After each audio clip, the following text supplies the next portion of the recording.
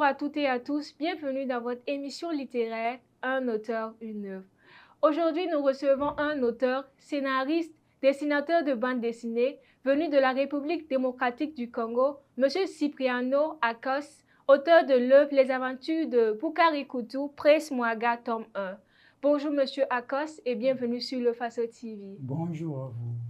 Avec les aventures de Boukari Koutou, le prince Mouaga, tome 1, il nous amène au cœur des royaumes aussi à travers une œuvre qui mêle patrimoine, aventure et fiction historique, qui a valu le prix de bronze au Japon à la compétition de manga en 2016. Monsieur Akos, vous avez consacré une grande partie de votre carrière à raconter les histoires africaines et à collaborer avec certains médias, ce qui vous a valu le nom de dessinateur globe-trotteur. Aujourd'hui, vous vous intéressez à une figure de l'histoire du Burkina Faso. Pourquoi ce choix?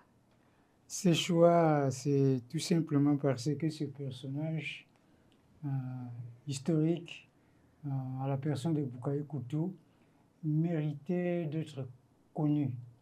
C'est une histoire qui reflète un peu le courage par rapport au contexte historique de l'époque. Alors, quand j'ai essayé de fouiller dans l'histoire, j'ai cherché un personnage qui pouvait m'inspirer, par rapport où je pouvais créer une collection de bandes dessinées. Et quand j'ai lu l'histoire précoloniale de Burkina Faso, je suis tombé sur Boukari Koutou, spécialement la partie où la colonisation française essayait de s'introduire sur cette partie de l'Afrique que nous allons appeler plus tard le Burkina Faso.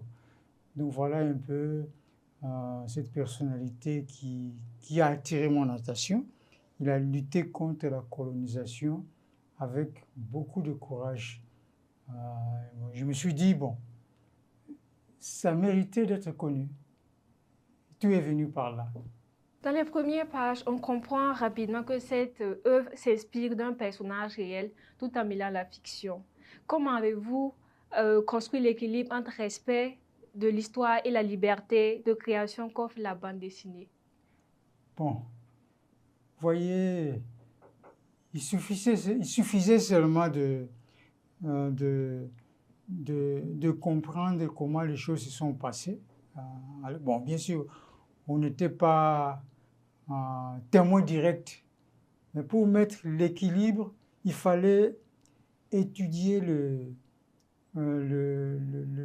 contexte même de l'empire, du royaume Mossi, comprendre comment ça s'était organisé comme étant société et faire ressortir un personnage historique qui faisait partie de ce royaume et de faire un rapprochement avec la situation de l'époque, bien sûr la colonisation qui venait pour s'approprier de cette partie de l'Afrique. Donc c'est cet équilibre-là qui m'a permis de combiner tous ces éléments qui a fait que j'ai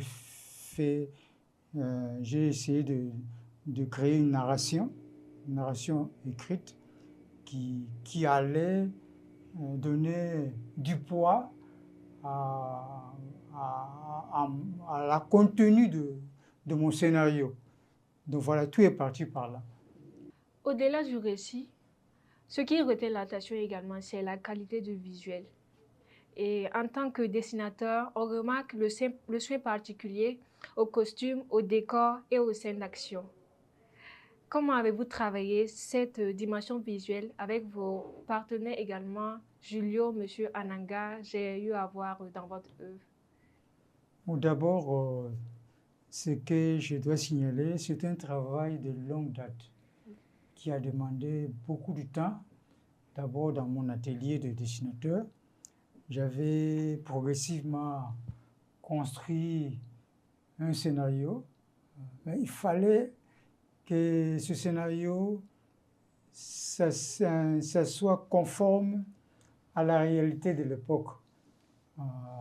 Quand vous parlez de costumes, ça demandait de recherche. Il fallait voir comment les gens s'habillaient à cette époque, faire ressortir quelques dessins, quelques graphiques de l'époque. Heureusement que, bon, aujourd'hui avec Internet, on peut avoir un peu tout, un peu de tout ça. Et quand j'ai fini par construire le côté graphique, et j'ai dessiné mon histoire par rapport à tous les éléments que j'ai trouvés dans le net. À la fin, quand j'ai vu mon éditeur, il fallait maintenant passer à l'étape du coloriage. C'est là où M. Anaga, le coloriste, a apporté sa touche pour mettre en valeur tout le dessin que j'avais fait ressortir sur le plan habillage, sur le plan en paysage. Et tous ces éléments, M. Anaga a pu apporter sa touche de coloriage. Donc cela signifie quoi? C'est un travail de longue haleine. Ce n'est pas un travail qui a été produit à 1 ou 2 ou 3 ou 2 années. C'était vraiment une période bien déterminée qui a fait que vous voyez aujourd'hui ce résultat. Pourquoi avez-vous choisi la bande dessinée pour transmettre ce message, cette histoire? Naturellement, je suis auteur de bande dessinée. Je ne suis pas un écrivain dans le sens classique. Je suis un auteur de bande dessinée qui veut valoriser la bande dessinée africaine. Il faut que l'Afrique ait sa place à ce niveau-là. Donc chaque auteur de bande dessinée doit créer un personnage. Bon, jusque-là, on a tendance à dessiner de bandes dessinées de sensibilisation, de bandes dessinées d'éducation. Mais ça nous manque cruellement, il y a manque de bandes dessinées où on voit des personnages africains, hein, des personnages typiquement de l'Afrique qui intéressent les enfants, intéressent d'autres tranches d'âge.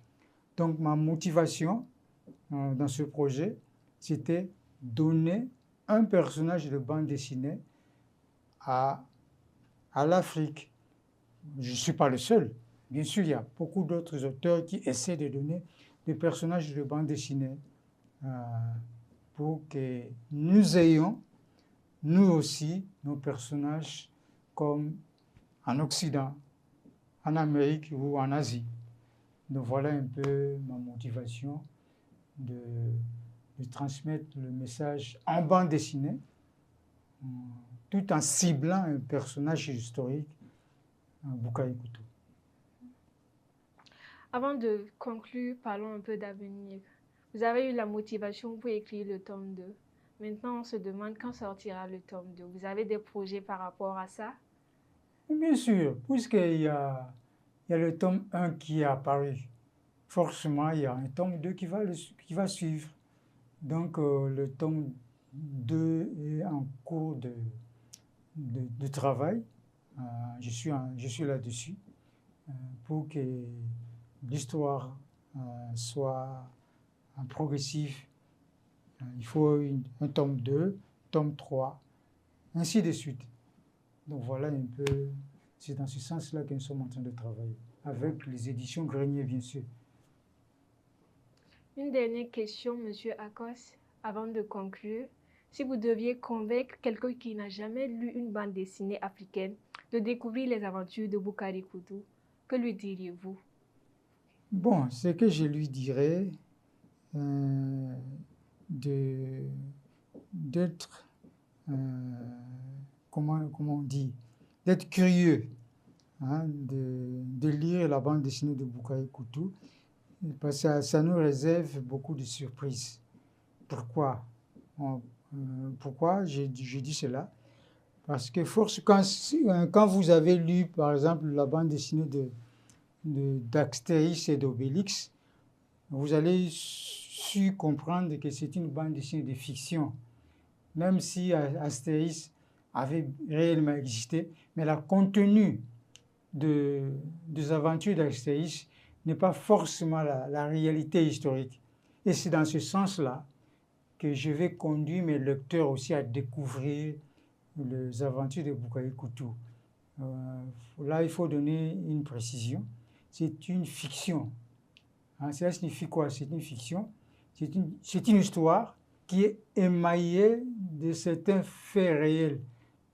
Une fiction émaillée de faits historiques.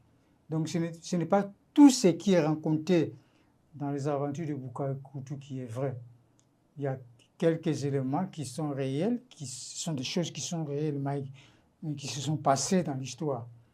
Mais il y a d'autres choses, ce sont des fictions. C'est la créativité, c'est l'inspiration de l'auteur pour apporter une certaine valeur, pour valoriser la culture africaine, pour valoriser une certaine qualité, par exemple le courage, l'abnégation, et d'autres qualités. Donc tout ce que je peux conseiller à mes lecteurs, d'approcher cette bande dessinée et de découvrir ce que j'ai apporté comme élément qui est assez appréciable pour une narration. Chers internautes, l'œuvre Les aventures de Boukaï Koutou, Le Prince Mouaga, tome 1, comme l'auteur l'a si bien dit, allez-y, lisez et vous verrez sa vision à travers la bande dessinée, est disponible au prix de 5 000 francs à la librairie Mercury, aux éditions Grenier également. Merci beaucoup, Monsieur Akos, d'avoir partagé avec nous les coulisses de cette œuvre et votre passion pour la bande dessinée. Les aventures de Boukaï Koutou, Le Prince Mouaga, nous rappellent que la bande dessinée est aussi un formidable moyen de transmettre notre histoire et de valoriser notre patrimoine culturel. Merci à vous, chers internautes, de nous avoir suivis et à très bientôt pour de nouvelles émissions. C'était Cynthia Sakandé. N'hésitez pas à vous abonner, à liker et à partager. Merci. Merci à vous.